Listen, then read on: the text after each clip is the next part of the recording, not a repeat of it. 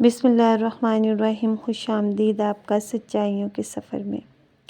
اللہ پاک آپ کی زندگی میں ڈھیروں آسانیاں پیدا کرے اور اس بابرکت اور پیارے سے مہینے میں جو آپ کے دل کی آرزو ہیں اللہ پاک ساری پوری کرے، آمین۔ میرا آج کا ٹاپک ہے زبان پر کنٹرول کرنا۔ اسلام ایک مکمل ضابطہ حیات ہے جو انسانی زندگی کے ہر پہلو کو سنوارنے کی تعلیم دیتا ہے۔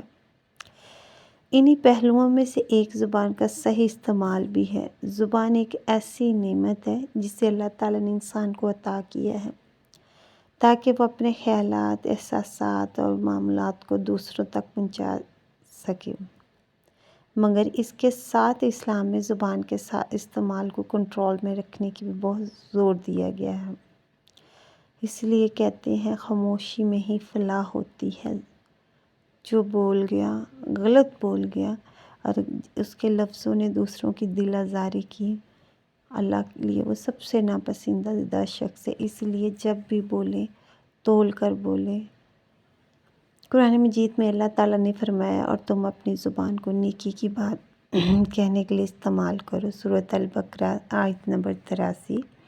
یہ آیت ہمیں سکھاتی ہے کہ ہمیں اپنی زبان کا استعمال صرف اچھائی اور نیکی کے لیے کرنا چاہیے۔ رسول اکرم صلی اللہ علیہ وآلہ وسلم نے فرمایا، جو شخص اللہ اور آخرت کے دن پر ایمان رکھتا ہو وہ یا تو خیر کہے یا خاموش رہے۔ میں اس حدیث پہ کہنا چاہوں گی کہ کچھ لوگ ہوتے ہیں کہ وہ کہتے ہیں ہم سچے ہیں اور ہم منہ پہ بات کرتے ہیں، اور پیارے نبی حضرت محمد صلی اللہ علیہ وسلم سے نہ کوئی سچے تھے، پیارے نبی سے نہ کوئی سچے تھے اور نہ کوئی ہو سکتے تھے، لیکن وہ پھر بھی بات منہ پہ نہیں کرتے تھے کہ کسی کی دل آزاری نہ ہو جائے۔ اس حدیث سے ہمیں یہ بھی سبق ملتا ہے کہ اگر ہمارے پاس کہنے کو کچھ اچھا نہیں ہے تو خاموش رہنا بہتر ہے۔ زبان کی اہمیت اور اس کے صحیح استعمال کو اجاگر کرنے کے لیے یہ حدیث کافی ہے۔ زبان کی لرزش کبھی کبھی بڑے سے بڑے فتنوں کا سبب بن سکتی ہے۔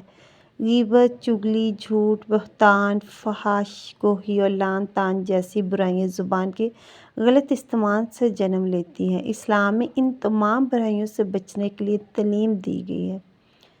رسول اکرم صلی اللہ علیہ وسلم نے فرمایا، غیبت کرنا تمہارے بھائی کے گوشت کھانے کے مترادف ہے۔ یہ حدیث ہمیں غیبت کی سنگینی کو سمجھنے میں مدد دیتی ہے، لیکن لوگوں کو نہیں سمجھ آتی۔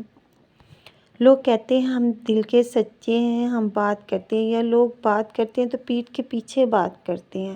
اللہ ہدایت دے، لیکن جب اللہ نے اور پیارے نبی حضرت محمد صلی اللہ علیہ وسلم نے فرما دیا کہ جب بھی بولو تول کے بولو اور اپنے لفظوں سے دوسروں کی دل آزاری نہ کرو، تو ہمیں چاہیے کہ ہم اپنے لفظوں کی حفاظت کریں اور اپنی زبان کی حفاظت کریں۔